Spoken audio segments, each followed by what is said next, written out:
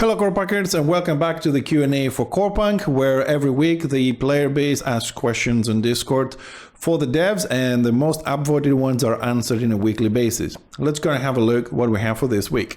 The first question is, when will the PvP lag be fixed? This is a problem involving a lot of people that enjoy PvP, and the main problem, if you don't know, is that when you have more than 6 or 7 people, there is a lot of lag, frame drops, and people just cannot PvP properly. However, the team says that they're aware that the optimization still requires significant work, and that the player experience, especially in PvP, doesn't match the intended quality at the moment. I have to say that pretty much this is a standard answer to everything, that nothing is as intended, nothing is in the quality they want, and they keep trying. They also say that they are dedicating considerable time and effort to optimize both the server and client side of the game. At this point, I have to mention that during the release of these answers, the servers has already been down for 6 days. The live server is down for 6 days, and they've decided to open test servers at this point for people to play, but starting from zero. Redesign of the chat and the language filter. The chat has a lot of problems, such as when you get a PM, it doesn't blink, you can't ignore people, you can't block people, you can do a lot of things, or split tabs, make the interface the way you like. However, the team says that improving the chat system is one of their priorities. They have received a lot of feedback, and on this feedback, they plan to significantly expand the functionality and customization options of the chat. They're aware of the current shortcomings with the chat system and will be addressing them in the near future. Personally, I would like to see this move a little bit further back because we have bigger problems to solve. People want to know if we're going to have the ability to change weapon specializations, and the dev said that closer to release, which I believe is December 2025 if I'm not mistaken, we will introduce the ability to change weapon specializations within a single character. However, to switch between specializations, players will need to level up the new specialization on the same character. Leveling up a second or third specialization on the same character will take significantly more time compared to leveling a new character's first specialization. This refers to the weapon mastery, which I find this to be a little bit strange for me, because I know you can remove your points with a cube and then place them any way you want. So what is the need to level up the new specialization? The only thing I can think right now is that they're going to do it like it used to be in WoW, like 3 weapon specialization paths, and then you train one, then you get catalyst, you level up the second one, you take catalyst, you level up the third one, and then you can switch between them, which means the entire system is going to change by the time the game is released. The players would like to know if they're going to have the ability to change class specialization, to switch from, let's say, a legionnaire into a summon with the press of a button. The dev says that this design decision tries to find a middle ground on the fact that some players like to have the ability to swap classes anytime in a couple of seconds, while other players prefer to invest the time, like create a new character and re-level the whole thing, so that choices should matter to a certain extent. Let's wait and see if they're gonna find a way to please both sides, that some people like to swap instantly and some people like to have multiple characters. However, having the ability to swap between, let's say, your legionnaire and your shaman very quickly, it's more handy because, let's say, you are in the steppes on the far north of the map at the moment, you're part of the group, somebody leaves, and you need either a tank or a healer. Having the ability to swap instantly helps you refill that group a lot faster, instead of waiting to see what you're going to find in a tank or a healer and then log out and then run back into the location. So you're doubling the waiting time, so to speak. But let's see if they're going to find that middle ground and keep the whole player base happy. In addition, they also said that if you want to invest time to have as many options in one character as possible, you can, but you still don't have the option to relog to another character. The most important thing in this announcement, this answer for me, was that in the future, they will add faster leveling options for those who have already level 20 characters, but they're not going to do this from the start. I don't understand why, because by the time this system comes up, a lot of us will have multiple characters at level 20. Why focus on core systems over PvP? The current roadmap that we have from Artificial Core says that the full loot island is going to come on first, battlegrounds, and then dungeons, and then characters in this kind of order. So the question from the community is why they're not focusing on core systems, or they're focusing on PvP when, as we know, there's a lot of problems. And their initial logic was that the dungeons, battlegrounds, and more classes should come first, and more advanced system to manage them afterwards. However, because this content is the core of the complete game loop, once they are in place, theoretically to us, everything will make more sense then. But they're open to the suggestion that if the community wants them to shift the priorities from the PvP to PvE, they will consider it. Which spellcaster class is coming first? And of course, people want to know the release date of the Defender, which, as they announced, will be the first class coming after a while into the game. According to the dev team, it is challenging to set exact dates in the current circumstances, but here's an estimate. We plan to release the Defender alongside the Extraction instance, which is currently in its final stages of development. Taking holidays into account, we estimate it will be ready for release by the end of January, so basically in about 45 days from this video. Development on the Defender is ongoing to ensure it launches simultaneously, and the first magic-oriented specializations will be the Warlock and the Pyromancer, where the spellcasting class is not giving us any estimates. But if the rumors are true and we've heard about one class a month, hopefully after January, maybe we'll start seeing one class a month. Let's see if those rumors are true. Some people want to know more about the upcoming PvP battlegrounds. However, most of this information have been in the newsletters on the website on the news section. Nevertheless, the devs have replied to this, and the Fel's Battleground, King's Battleground, is an instance PvP arena currently in active development. The battleground will follow a capture and hold point system. The map will feature 5 points and 2 teams of 12 players, which means 3 groups since every party is 4 people. And the first team to reach the score cap at the end of the match wins. Now, matches will last approximately 15 to 20 minutes on average. Players will have to use their own equipment. There will be no standardized gear for the battlegrounds. Death on the battlegrounds incurs no penalties, but there will be a brief respawn delay when you die. Players at the end of this will earn a reward chest with various items for participating in the match. Will you change the mid steps and the mastery weapon nodes for more useful things? Now, as you know, if you have seen your mastery trees, you have something you can pick, and then you have 2 little pluses, then you have the next one. So people want to add something more in between, except for just having those little pluses that give you a small bonus depending on what skill you are leveling. So the dev team says that they are going to introduce improvements to weapon and talent trees. And one of the first updates will allow players to transition between different skill branches using connector nodes. Balancing and improvements will be ongoing for both weapon talents and passive talents. Now, on the passive talents, they have shown a few things. You'll be able to make like weighting stones and other things. But for the weapons themselves, if they're going to add connectors, so basically if you're leveling, let's say your W skill, and then you have little pluses, you can go to the other line, continue there to the other line and go down, so you don't have to pick everything from the beginning as we do now in a straight line in order to get somewhere. This will bring a nice versatility to making builds, right? More options, more ways to go. However, I do believe it will also bring a lot more balancing issues. So I hope that they thought this system through thoroughly before they implement it. Otherwise, we're going to have problems in balancing. And the more complex and the more choices people have, more versatile the system is, the harder it is to balance, because someone can never predict all the choices the players might come up with. Some people would like to know if we're going to have active and passive abilities for artifacts. Now, some games like League of Legends have artifacts the same way we have them here, and you can add active or passive abilities or abilities that have charges. A similar system can be incorporated into Corepunk, since Corepunk also takes a lot of mechanics from other games to make it as unique as it is. Now, active abilities for artifacts and weapons have been in development in Corepunk for some time and now in a semi-completion state. These abilities are queued for assembly alongside other features, but the devs are not giving us a date or even part of the roadmap to know how far down the road we're going to get that. Active abilities will be applied to artifacts using runes, but only specific artifacts will support these upgrades. I don't know why they're putting this limitation in, but if we're going to use runes, I hope they will be able to upgrade the existing ones with such abilities if the players want to, instead of having to throw them away and craft new ones as they did in a recent update. Now, for weapons, active abilities will require advanced chips, which is just fine, which can only be inserted into weapons with a special slot for such abilities. Nothing changed on the current system.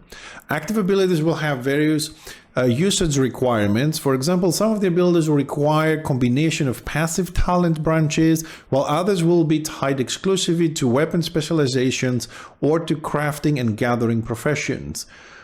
I don't know exactly how that's going to work, but I suppose instead of you having some specialized tool for gathering, maybe they will give you a chip on your current weapon that can improve the chances for you to get an epic or improve the chances to get some rare items and things like that. So you have a variety of weapons you can carry with you and then amplify your crafting, your gathering, or your damage, or your healing in a PvP situation, PvE situation. But these restrictions, I don't know why. Maybe they want to control the versatility when they add more abilities to the mastery trees, so they don't have a lot of things to control. We'll see how that's going to work. And above all, we need to see when this is coming into the game. For the bank, people want to add more functionality, a search tab, higher stacks maybe to 200 over 20, because the bank, even if you open 4, 5, 6 tabs, despite the fact that gold is doubled every time you want a new tab, it still fills in very quickly, especially if you play a lot of hours, you have many characters, different professions. It's very easy to fill the bank. One of the things people want is a search bar so they can find the item they're looking for. Sometimes it's really hard to go through all the tabs and things like that. Also request that they have the ability to craft through the bank so they don't have to carry all the stuff with them. And of course, they want more functionality in there with the tabs, moving them left or right, assorting things. So at this point, Artificial Core says that they want to add more functionality to the bank system and that they talk about it very frequently. This really pretty much means nothing for us at the moment. They will address this once they launch the highest priority features. So I suppose after we do the PvP island, the battlegrounds, balancing, new classes, bug fixing, duping, exploiting fixing, and a lot of other things that they have on the pipeline, then we'll deal with the bank. One of the features they said we should have last week, but the servers went down, is the fact that you will be able to deposit your gold into the bank, and then any other of your characters will be able to pick it up so you can manage your characters a little bit better with that. Still waiting on that one. But they will prioritize on adding a search bar to make our lives a little bit easier with all the tabs that we have, because it's been one of the recurring player requests. Let's hope that this is going to come in very soon in the next couple of weeks, and then the rest, well, we wait and see. Why is such a big power disparity? And this is a question that refers to the tier 2 to tier 3 items and artifacts, where there's a huge power gap between the tier 2 and the tier 3. It's like two worlds apart. And people are wondering, why is this in the game? Why there's such a huge gap? Artificial Core says that regarding the intermediate mid-game balance, yes, there are gaps they want to address. However, it's important for us to understand the balance can only be properly assessed and adjusted once the majority of players are equipped with tier 3 gear. This will take a long time. If someone does not have a guild, does not have friends, or is having difficulties because of language barrier to find groups or the time zone or the hours he or she plays, may not get to tier 3 very fast or may not get to tier 3 very easily. And at the moment, some people have exploited some things and some bugs that exist in the game, and they have got tier 3 gear very easily and very fast. The game seems like it's getting easier and easier with every update, and that creates a lot of problems, because if you are an experienced player, you played Alpha 1, 2, 3, or 4, then you know how to do things, where to go, and how to get things very quickly, and that gives you an enormous advantage over new players. Now, also, Artificial Core says that tier 1 and tier 2 items are transitional in the overall progression system, and comparing them to tier 3 isn't always fair. So basically, if you want to do anything right now in the game and be competitive, whether that's PvP or PvE, you must have tier 3. Otherwise, you're not really that worth, because tier 3 to tier 2 is two different worlds. Also, by the end game, tier 1 and tier 2 items will primarily serve as resources for trading and crafting rather than in competitive equipment. True as that may be, because you do need tier 2 to craft. However, during the full loot island PvP, they did mention that part of the idea is that Since you're going to lose all your loot, all your equipment, your inventory and your gear into the full loot PvP island as you go to compete, they want people to try and use tier 1 and tier 2 items, which, you know, it's easy to get, it doesn't matter, not your tier 3, you know, super wow gear. So primarily as that, but also going to be needed for that. Personally, why go in PvP on tier 3 when you're going to lose one, you have no respawn, no way of getting them back, when you can use tier 1, tier 2. That will give a cycle into the market. So tier 3 for PvE, and then tier 1, tier 2 for the PvP full loot.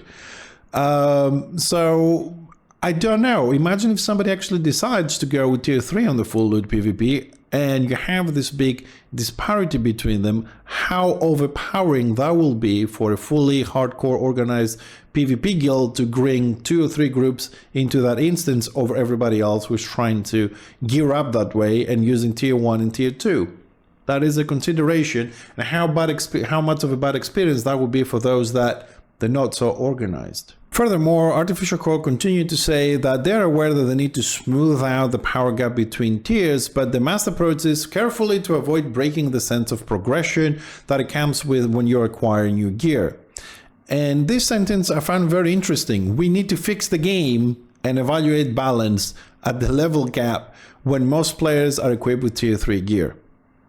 I'm sorry I have to make a very sad comment here, but if they keep up with servers down and all these problems and gap balance, there won't be any players on tier 3 gear to do this. Closing their reply to this question, they know that they've learned from PvP and PvE experience from their game and other games, and sometimes mechanics that are incorporated from other games may not work on this game as well as other games, because every game is unique on its own, it has its own problems, so it's a trial and error kind of process. Well, let's wait and see if things actually gonna get fixed, because this is meant to be early access and not alpha.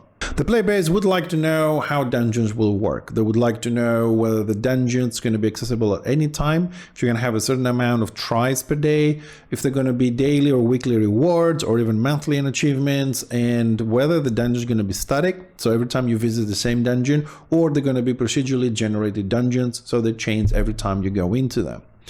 Artificial Core says that dungeons in Corepunk will be accessible at any time without restrictions, and initially the dungeons will not have any daily or weekly rewards, but they plan to add this feature later on.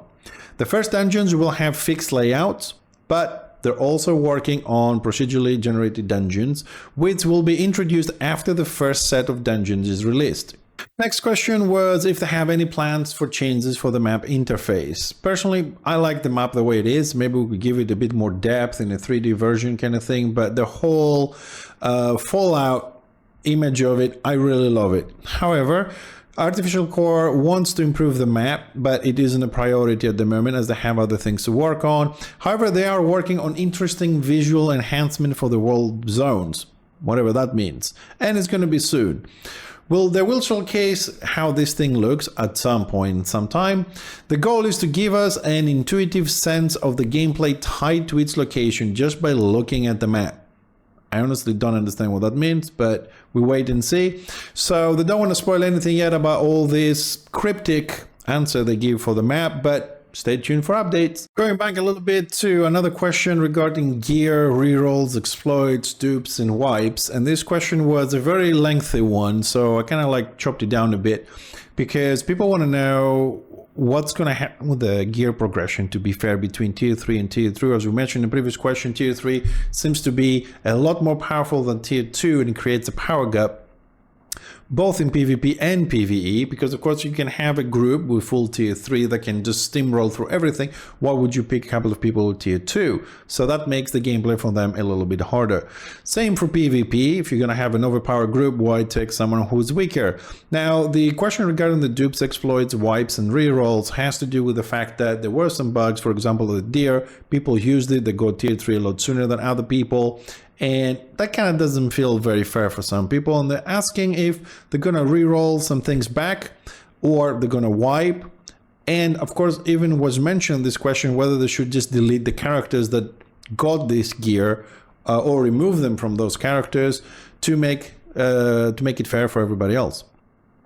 But Artificial Core says that they are working on balancing right? The process of how players gain access to tier 3.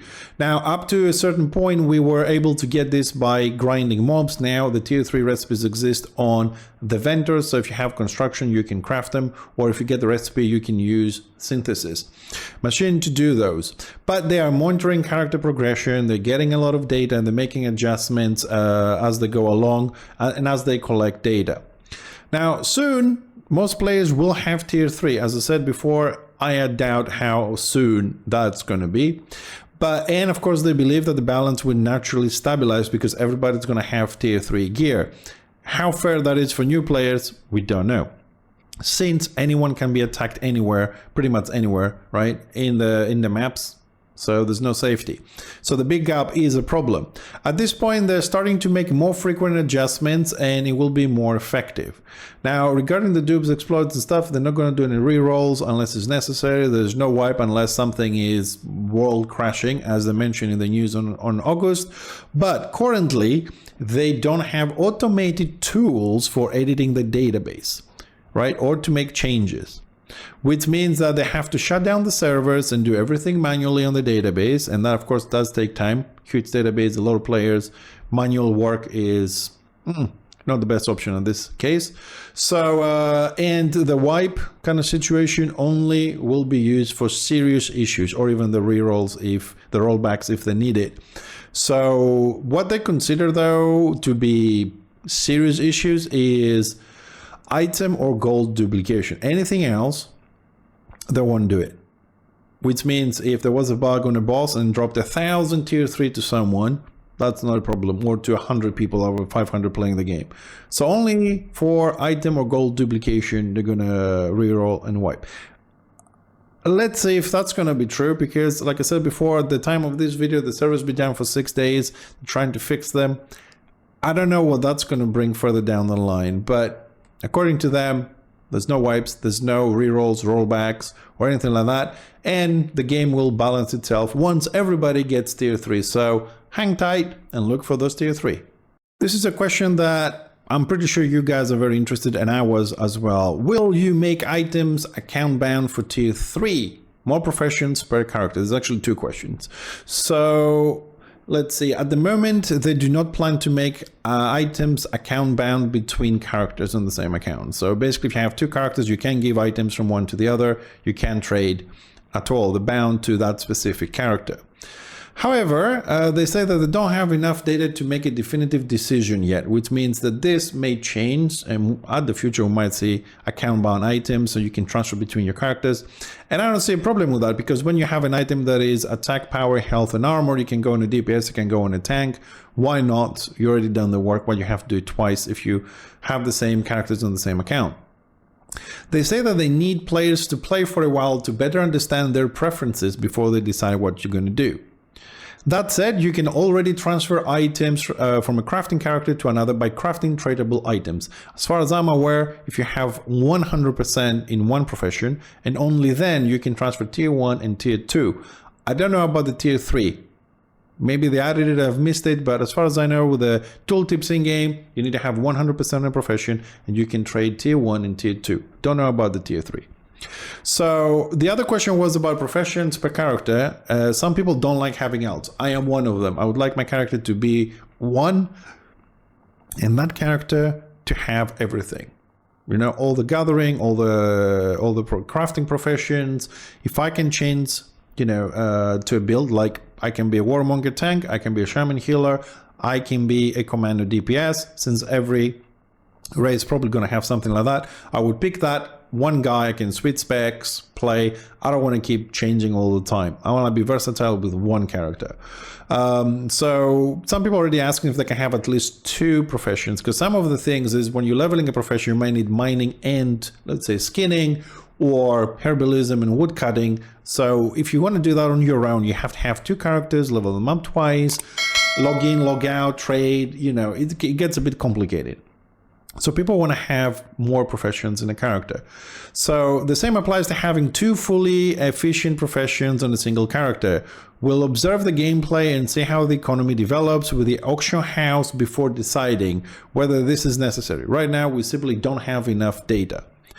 Auction house, probably we're looking at having an auction house about a year from now. So I suppose that will apply the same thing for the 2 fully efficient professions, maybe in a year from now. Also, I would like to point out here something that I've noticed. In a lot of the things that we ask questions to, the answer is we need to wait for the players to go to the end game. We need to gather data. We need to see what players want. I don't see any plan to say, this is my game, this is my vision, this is how things work, right? I'm going to make minor adjustments to this or a little bit of quality of life. What I'm seeing here is people asking questions, and the answer we get is, well, let me get some data and see what you guys want. And if you're going to leave the game, I'll change it. If you don't going to leave the game, I won't change it. I don't know. I mean, it feels like what was advertised is constantly changing, which is natural in the game as evolution goes, but it loses its character. And I think we need to pay a little bit more attention to how things are changing, because this was meant to be a unique game, an old school game. And from what I can see, it's just turning out more and more to a modern casual game. Now, this is the $1 million question for me, the end game vision. What is the end game vision from Artificial Core? The game end game vision, does the say, is pretty straightforward. It's an overall gameplay loop. And the loop is that you progress your character, basically you level up, then you fine tune your gameplay, well, learn how to play your character, I suppose, and then you use all the other systems, including itemization. So basically level up, learn how to play, fix your gear, and then move on farming world bosses, which I suppose that's going to be a little bit limited.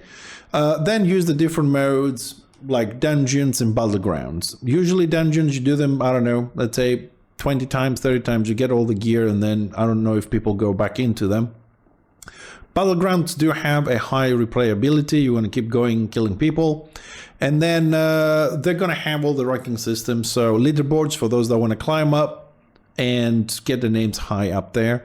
Also, they're going to split different rewards in different instances in an attempt to have people playing those ones. For example, there will be exclusive skins and achievements, right? For the battlegrounds, you will be able to find the dungeon recipes you can find in the open world, and they're going to distribute the loot like that. So you will have to go through all the modes anyways. You're going to get the skins, you do PvP, you want to get the recipes, you do the dungeons, you want to find something else, you go to the world bosses, you want money, you grind mobs, and that's kind of like the loop at the end. And of course, PvP, open world PvP and instances, which it has the highest replayability. However, they want to keep the open world a significant part of the end game, right? And the loot tables from the world bosses are going to be updated soon, whatever that means. And it's going to include resources for crafting, active abilities for artifacts and chips, which are not yet in the game. So that's the end game vision. A lot of grind, dungeons, battlegrounds, skins, achievements, which pretty much what you expect in an MMORPG overall. This is a question that we have sent in many different forms and asked for different aspects of this topic. Why so much focus on PvP when the game is not even balanced? This is the core question. We also have similar questions like, why so much balance on PvP and not PvE? Why so much focus on PvP when gear is not sorted? Why so much focus on PvP when we don't have dungeons for PvE? And so on and so forth. But for this specific question, the answer is that they are prioritizing on instances and battlegrounds because they complete the gameplay loop. They want to complete that loop and then start working on those systems and advanced systems that manage it and give us the complete loop and then start building on this so they have the core done. Now, combined with the core and content, they will significantly enhance replayability and motivation to play because we're going to have more things to look forward. And that's their idea, the Artificial Core idea. Now, they haven't shifted focus to PvP, as they say, simply is what was next. Sorry, very difficult line there, in the pipeline. So they made a plan from the beginning and just following it. Now, whether this is the correct course or not, this is the way they do it, and possibly they can change it because they have worked on this for many years and they have more complete assets in that direction. So it's easier for them to finish it and bring things out for us as content than shifting into something else. Although they try to keep priority into heroes, so have more things to play with, fix items and balance them so things don't get out of hand, and they just want to do that. On top of that, they're also going to keep on the pipeline because they say that although the heroes is a priority and they're actively working on them, if they relapse on the PvE instance to put them in the game first, they could get the same question from the other side saying, why are you focusing so much on PvE and not on PvP? So they're just sticking to the schedule they had. And like I said, most likely have more assets closer to completion going in this order because they were working on them rather than shifting into a different gear and do something else. So as they're sticking to the original plan they have on how content is going to be released, the PvE instances are coming right after the battlegrounds. It's worth noting that the extraction instance isn't just the PvP instance, because we just said that they're going for PvP and then PvE, but the PvP instance we're talking about, the full loot island with a 12 versus 12 version, is a PvP PvE instance, which PvP is not mandatory. It's news to me as well, but it is not mandatory. So if you're a player who prefers to avoid PvP in a full loot PvP island, you will have the tools and opportunities to go farming without encountering other players. Everybody can play in their own way, and that's what Artificial Core wants. So those that want a PvP, they will PvP, and those who don't and they want to avoid it, they can avoid it. But if you do die in that island from the environment and mob kills you, you will still lose everything. So it's going to be full loot PvE. Interesting idea, but I don't know how that's going to work, because if you have a population that doesn't really want to PvP much, for whatever reason, they don't have the gear yet, they're not in the mood, they might go into this mode, and let's say one side has 3 parties that want a PvP and the other side has 3 parties that don't want a PvP, and then go for the PvE version of it, right? How disappointing is the PvPers going to be? They want to play again? I don't know how that's going to work, really. Making a full loot PvP island and giving the option not to PvP, unless they have 2 versions, a PvE version and a PvP version. I don't know how that's going to work either, but this sounds very weird to me. But let's wait for it to come out, and we'll go and check it out together on one of the live streams and see how exactly this idea is going to work. And the final question was, is multiboxing allowed? Well, they don't prohibit playing on multiple accounts from the same computer, but however, they do restrict and prohibit the use of third-party software. Just to make this a bit more clear, so you can have 2 accounts you can run twice the launcher and the game on your computer. If you have 2 or 3 screens like I do, you can have one and one client on the other screen, but you have to use 1 mouse and 1 keyboard to play. So you go to one window and then you go to the other window, but you're not allowed to use third-party software. There are some softwares out there which will allow you, when you press W on one of your clients, the other client will also press W. So you can move your characters by right-clicking together, and if you press W, for example, your Legionnaire will throw the spear and your Shaman will drop the healing totem with 1 button. That is prohibited. But if you want to run twice the client and move with 1 mouse and click this and click that and do everything manually, you are allowed. That is what they prohibit, is just the automated scripting for just you playing on one screen and the other one doing stuff automatically. This concludes all the questions. So let's go and have a little bit of a recap of what we got answers for today. Just to summarize a little bit what we've seen today in these questions and answers through the devs that have been posted on Discord. So people ask for them to fix the PvP lag. They say they're working actively on it. However, the servers are down for the last 6 days at the time of recording this video. People requesting to redesign the chat is not a priority. It's going to happen in the near future at some point. People asking changes on the weapon masteries, so they can change masteries. So if you're a healer, you can switch to DPS with the press of a button. They said yes in the future, but you're going to have to re-level every different weapon mastery you want to do. Not sure how that works, because you already can respec and then put the points wherever you want, but there might be a new system.